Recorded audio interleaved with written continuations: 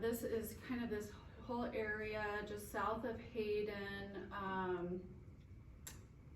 off of Reed, Dee Ct, Macy Loop. Basically this whole area that's currently zoned multifamily, because we have to do something with them. And Dee Ct here, they do have larger lots, so if they were R1, they could be conforming. But the majority, like Macy, here, let me get on a map I can read. That one's Marigold. Marigold, and some of the lots up around here are too small. So we were thinking of making a mixed residential. You heard from Alan White earlier, who lives on Dee Ct.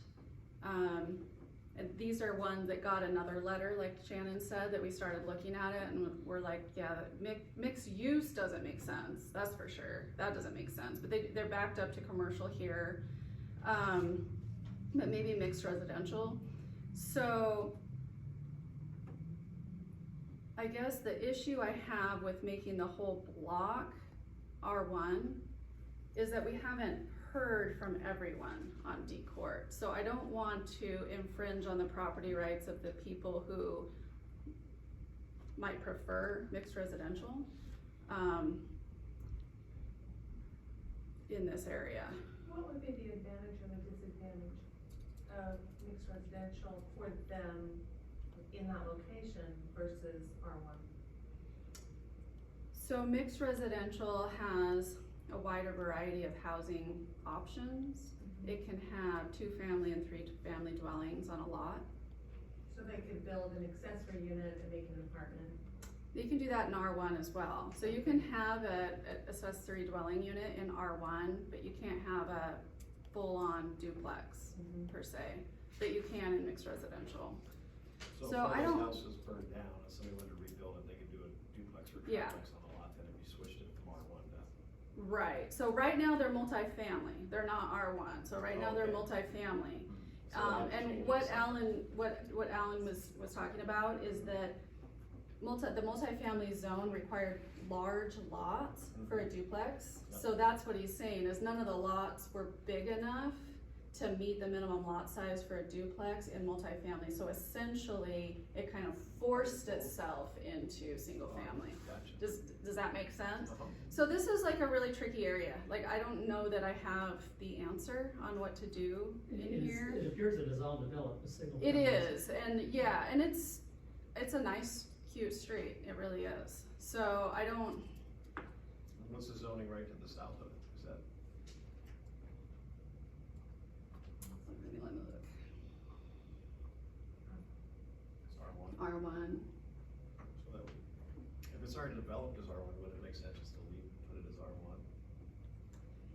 Yeah, it does. I think that at that point though, we need to reach out to each person, because I don't want one of them to prefer mixed residential, and I just don't wanna, private property rights go both ways, right? So for someone who's showing up a certain way in the comp plan to be, well, we heard from a couple of neighbors, and so because of that, we made you all this. Yep.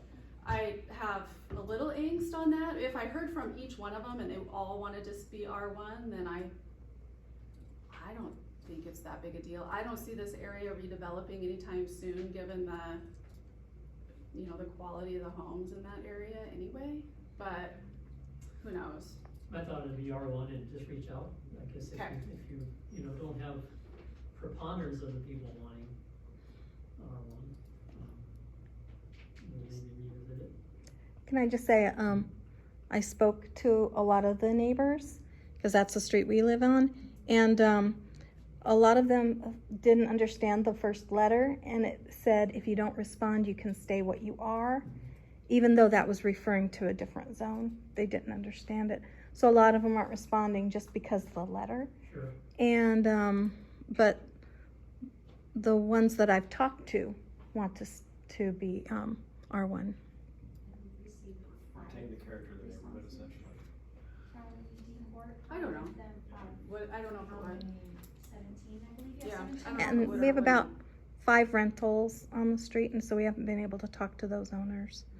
But the other We've owners, received out of 17, we've received 5 that prefer R1, right? Four would like single family and one is okay mixed residential. Okay. But just to be Okay. clear, none of the lots would allow them to develop mixed residential, right? No, that was. Or multifamily. That was the old multifamily zone. So the way the zone code is written now, it allows for smaller lots. But I mean, that would require like tearing down what's there and building something new, which given the quality of the homes, I don't know. oh, why I take somebody would do objection to but that. it's I like my possible over home. time. That's what she's saying, the quality of your home is Okay. such that people won't tear them down and build duplexes. Okay, That's thank what you. she's saying. I meant that it's a It's a cute good street. thing. Yeah, Thank the you. Quality houses, of your you home is know. high. Yeah. People will No, want I to meant live the there, opposite, not yeah. Yeah, so. Oh, good, thank you. Yeah, it doesn't seem totally ripe for redevelopment, but I guess we don't know. And then, You know, I guess, you know, if it were to come to that, I mean, the landowner would have the option to come before us and ask for a zoning amendment. Yep. So- Always. So this process we're going through is just to kind of take a step in the direction of the future land use map, because we spent all this time and we wrote all these new codes, but we have no property in the city zoned that. So unless we want to go through individually hundreds of zone changes, we were just gonna update as many as we could Mhm. in one process. So, okay, so I wrote down that we'll reach out to the property owners and see if they are good with R1, then we'll just recommend R1. Okay. It's too bad the city doesn't own like an ice cream truck or something where you could just go to the court, play the music, have a forum and talk to your neighbors, right? And Right. give them free ice cream. They don't Right. own one Get yet. your vaccine. I'm throwing some ideas your way. Right. We're, Ice cream trucks. we should be able to track them down. You could probably get a grant for that if you do vaccines too. I can walk up there with popsicles if that's what it takes. Okay, so then, let's see. We've got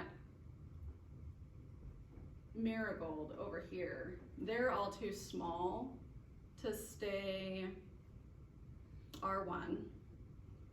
We're proposing mixed residential on them. Because that just makes them more conforming, They're not because conforming they then. wouldn't be anything different. Right, they were shown on the, so what it was is like, the purple was pretty much just 600 feet south of Eaton Avenue, right? So we didn't, at that, I mean, it wasn't a zone map, right? So we didn't have to look at every little area like we are now. So, so the mixed use just went clear down to here. So we're thinking, yeah, those lots are small, mixed residential makes sense. Does that seem good to you guys? Okay.